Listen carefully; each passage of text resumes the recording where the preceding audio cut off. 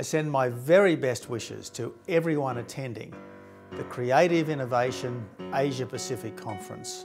And there is no better place to discuss creativity and innovation than right here.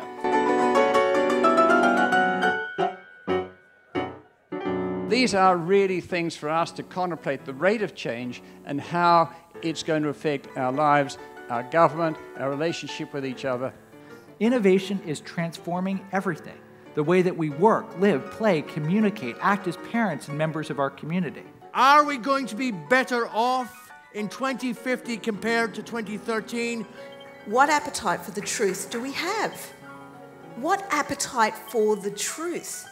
And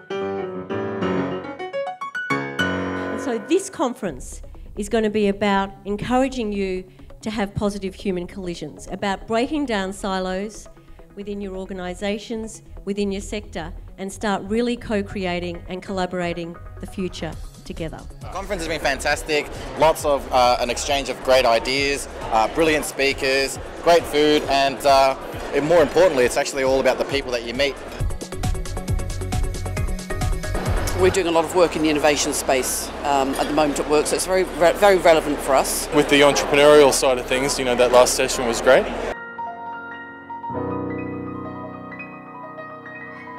Innovation is more affordable, more accessible than it ever has been before. It never has been easier to start a company. The best source of money for any business is a customer. It's non-dilutive. It builds your reputation. Customers change all the time. Customer behaviours change all the time. So a company that doesn't innovate will be left behind. You know, we want to co-create. We want to imagine a brighter future. We want our children and generations of children to live on a better planet. Imagine there's no heaven. It's easy if you try. No hell below us. It's helped me rediscover what I'm about. So I think it's a great conference. I'm happy that my competitors aren't here, which is fantastic. It gives us the edge. And that's what like a conference does, right? It says like 3 days, I'm just going to be creative now. You know, the rest of the world can go away for a while. I've got ideas about innovation and creativity for myself, but also ideas for the team and for other people in the organisation. Thought-provoking. The connections that I've made. Does allow a lot of creative thinking. The maturity of the themes that creative innovation really focuses on.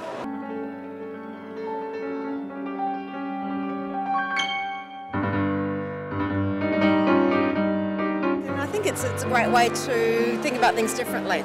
Now, sometimes it's smart to recycle, but the way it's become almost a religion is not a smart way to deal with the problem, because is this really the biggest issue when we talk about environment? I would argue no. And their idea is to use the blanket of coal, the brown coal, the wet coal in the Latrobe Valley as a blanket, squirt CO2 down and get the heat back up again, enough to run half of Victoria for the next 200 years. But we could easily do around about 2/3 of our transport where we would replace fossil fuel use, oil primarily, or perhaps natural gas, with electric drive and electric transport.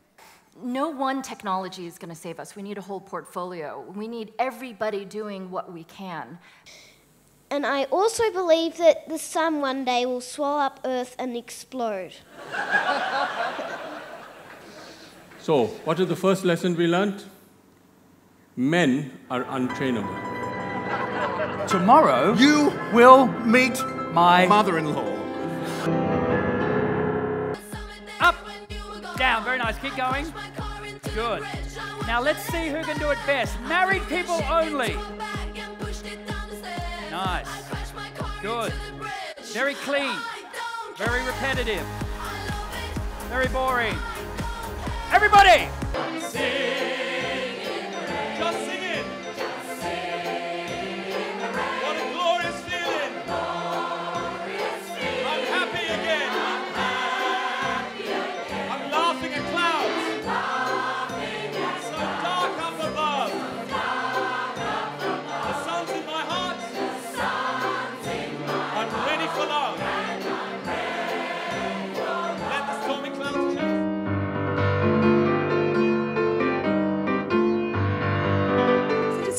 if the panel has any tips on how we navigate ethics in very varied international contexts. The most well-attended undergraduate course at Harvard is Michael Sandel's course Justice, which sort of fills this desperate need for good ethics education. It's available free online, and his book Justice is fantastic. We won't have ethical leadership in Australia until power is shared in this country. Hands up all the heterosexuals in the room, please. Hands up if you're heterosexual and you don't mind outing yourself. The best decision-making comes out of a diverse group. This is one of the reasons why when Tanya asked me to come back this year after coming last year, it was a very easy yes, just because you just don't get groups like this in other places. Is there another way of certifying competence other than a paper qualification? The number one thing that China as a country has to do is become more resource efficient. Green light, when it hits your eyes, sends a signal to the part of the brain responsible for timing when you sleep and when you wake. In short, this device can manipulate that time to push the time you fall asleep and wake up later or earlier. And we empower local entrepreneurs to bring life-changing and affordable products like this solar lantern into the communities that need it the most. In just 10 months, we've impacted over 11,000 lives in Bangalore.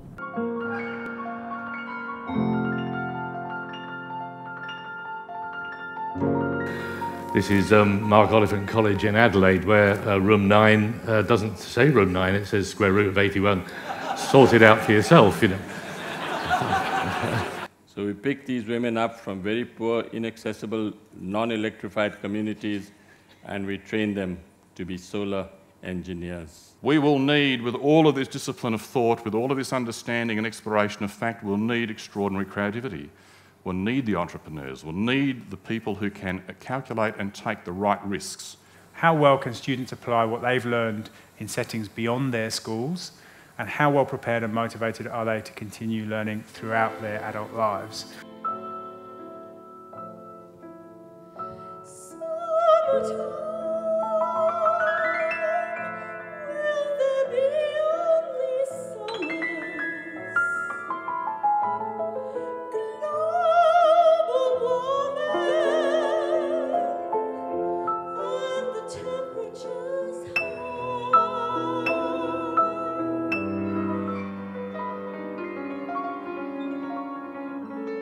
And I just wondered if you have any fantastic examples of shared value you could share with the group. The civil rights movement was not conceived or organised by an organisation. None of those changes happened by companies. None of those changes were driven by governments. They were driven by people. They were driven by people led and inspired by other people. And if you talk about the kind of leadership we need, I think it really starts with recognising and being obsessive about reaping the potential in people. All our people. Forget everything that's normal and usual. Don't be interested by it. Don't follow other people. Go and look for unusual things.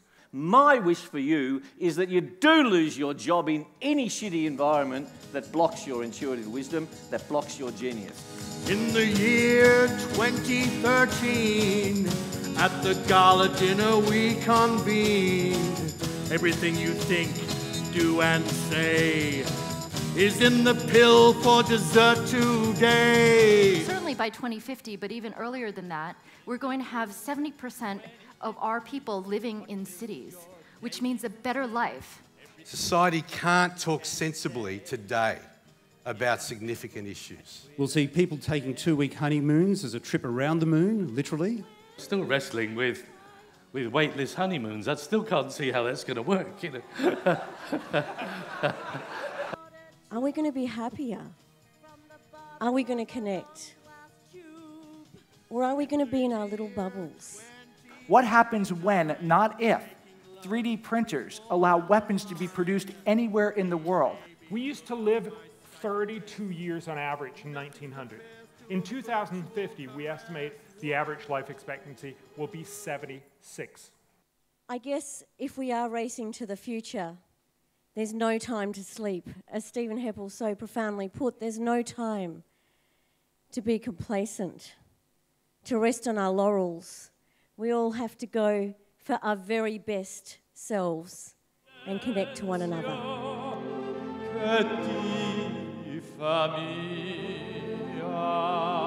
This is the humming chorus, everyone.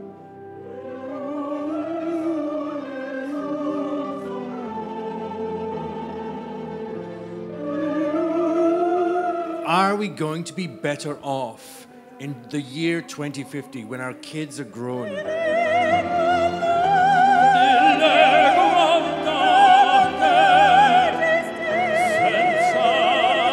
First, Paul Valéry, great French poet, once said, "The trouble with our times is that the future is not what it used to be."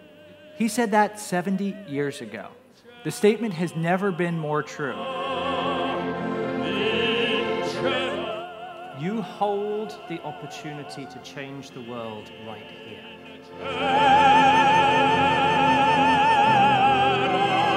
The fact that you make something from nothing, that the impossible is possible.